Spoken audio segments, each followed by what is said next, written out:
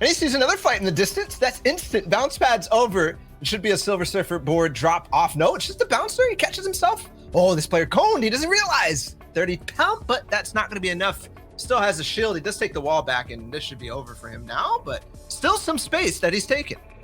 Double digits are going to get into Cease's arsenal in terms of elimination count a little bit later than he expected, but it's all good. He's got two of the best weapons in the game to box fight with.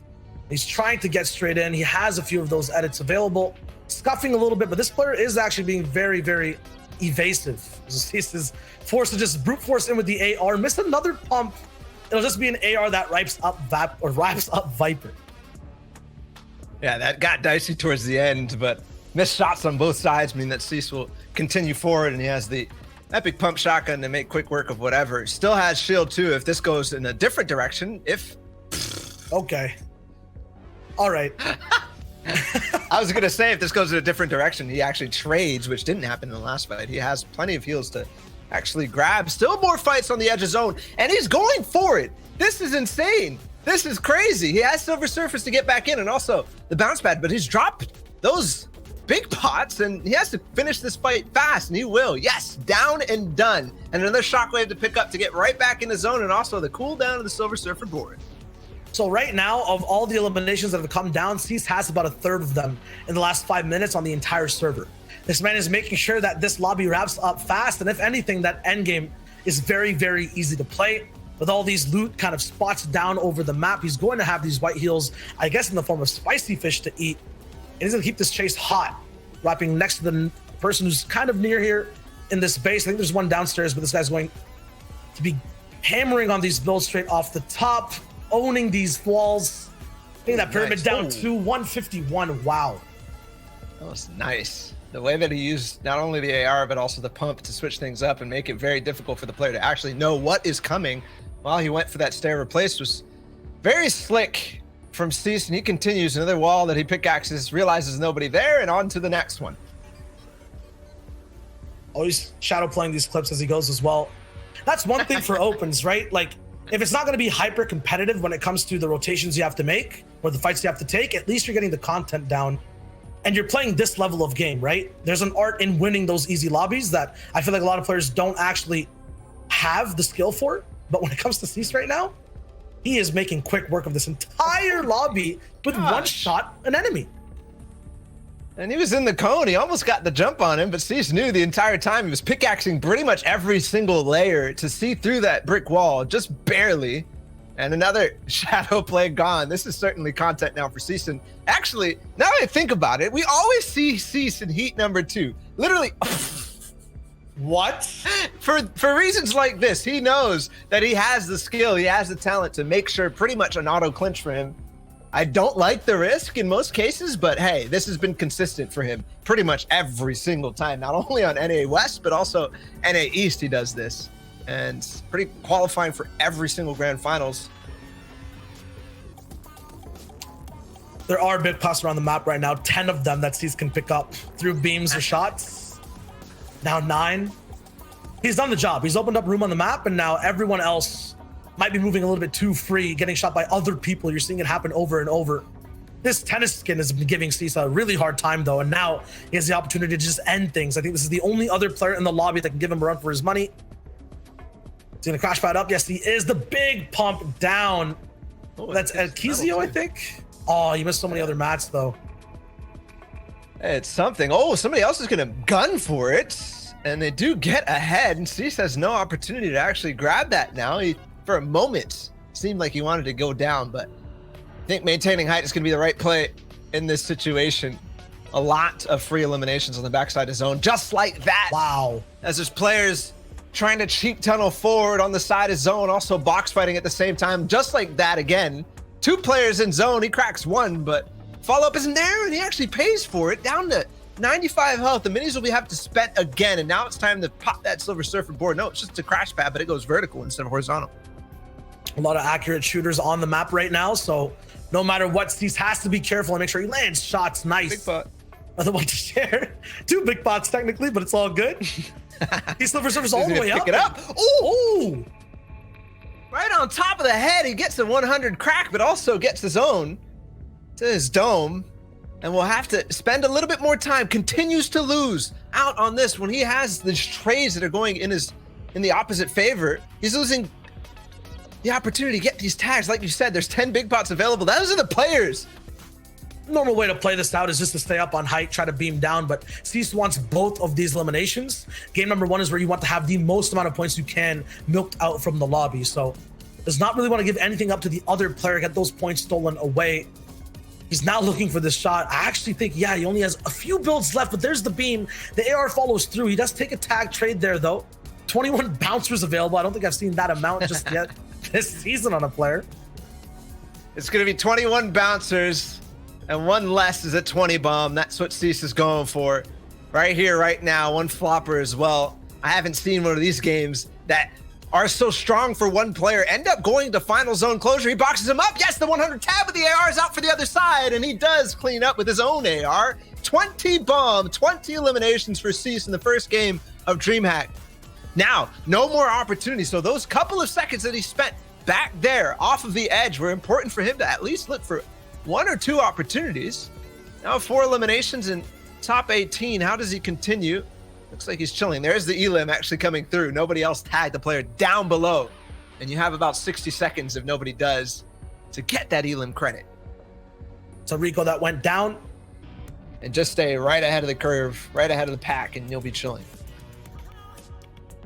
This endgame's also on Starks. The Quinn has a few fire traps if need be, setting things up on low or mid ground. But the edge. Is it actually? Yeah, everyone's actually gonna have to drop down here. But it is it's the edge that it's kind of ramped. So okay, nobody's super worried about that. But if it does pull over up or down south, I think there is going to be a bigger edge over towards Risky Reels. But for now, everybody's fine. It's pretty much needs a refresh, needs to just dive into someone's box or catch them rotating right underneath or around his builds. Here's one player, but while he was getting pressured, he did not have an opportunity to edit and land a shot. Now has to just dive down, give up so many layers of control of height, just get closer to that shambles mode, that low ground mode. A bouncer actually saving him just a few more materials. He has about 2 boxes left to build. Gets right in with a slick cone slide and accuracy, unbeknownst to hither to known from. Oh my gosh, nice there from Bizik. And he picks up boogie bombs, also upgrades the pump. Doesn't upgrade the AR, not enough time for it. Now, back to the bouncers that he checked moments ago. Does he have them? Yes. So still some mobility to work with. Still some materials too, and he has a big pot fully to bring this back up. Bizik! Oh, he finds another one very low HP, but they've got the siphon, and that won't be enough for him to actually close the fight out, but another player in zone potentially could go down to the storm tick if possible. Yes, it does, and a siphon for him. He doesn't have to spend that, and another one in front of him. Yes! Bizik, 6 eliminations in his first game on console. On console, on fire. I assume the console is too in this end game with all this action going down right now.